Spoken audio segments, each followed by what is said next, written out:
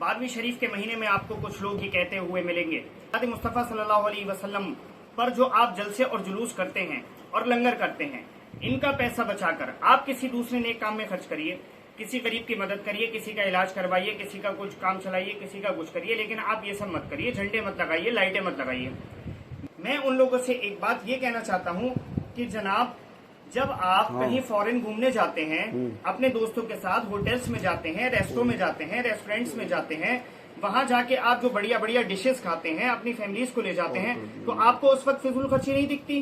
क्या आपको उस वक्त फिजूल खर्ची की याद नहीं आती है?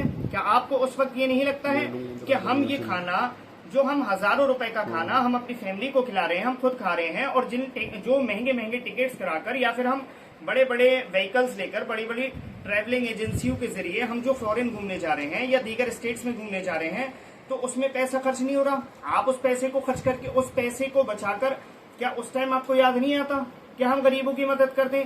दूसरी चीज, जो आप ये लग्जरी कार्स खरीद रहे हैं, अपने लग्जरी घर बनवा रहे हैं, 3-3, 4-4 मंजिला घर बनवा रहे हैं, घर में रहने वाले 4 लोग बनवा रहे हैं 4 मंजिल।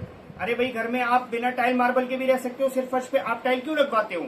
आप टाइल लगवा रहे हो, उस टाइल का पैसा बचा के किसी गरीब का मकान नहीं बनवा सकते? आप जो लग्जरी कार्स खरीद रहे हैं अपने लिए, मैं आपसे ये कहना चाहता हूँ कि आप स्कॉर्पियो या डिफेंडर वगैरह इन जैसी बड़ी बड़ी गाड़ियां, 5 डोर थार आप खरीद रहे हो, उसमें इतना रुपया डाल रहे हो, आप कोई दूसरी गाड़ी खरीदो छोटी मोटी।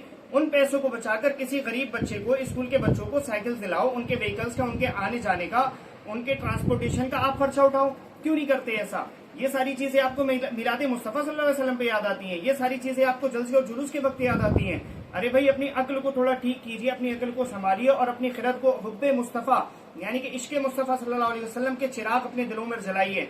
हुजूर नबी करीम सल्लल्लाहु अलैहि वसल्लम की मोहब्बत के समंदर में गोता लगाइए। इंशाअल्लाह मुझे उम्मीद है कि आप सारे ये एतराज करना भूल देंगे।